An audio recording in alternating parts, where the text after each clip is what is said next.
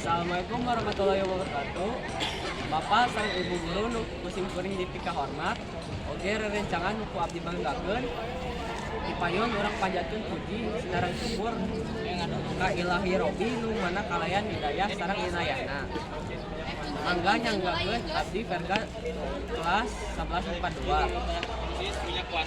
Dina ieu kasempatan abdi bade nerangkeun diantara ngeunaan kabersihan sakola. Orang keur ngatos di lingkungan mangrupi tempat orang diajar. Sabab kitu orang kudu ngajaga lingkungan ame betah sakolana sareng diajarna. Salah sahiji cara ngajaga kebersihan kelas nyaeta tong miceun runta di mana-mana. Komor di kolong meja. Soalna seueur tilas jajanan disimpan di kolong meja. Kadua ngilu piket ame kelas teh bersih jadi betah diajarna. Ulah kabur pas kabagian jadwal piket. Ngajaga kebersihan lingkungan sekolah oge mangrupa cara nu hade pikeun nyegah ayeuna rupa-rupa panyakit.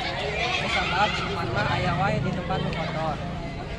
Sok di ayeuna mulai ngajaga kebersihan sekolah, utamana kelas sorangan supados nyaman sakolana.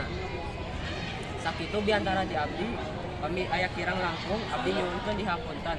Wassalamualaikum warahmatullahi wabarakatuh.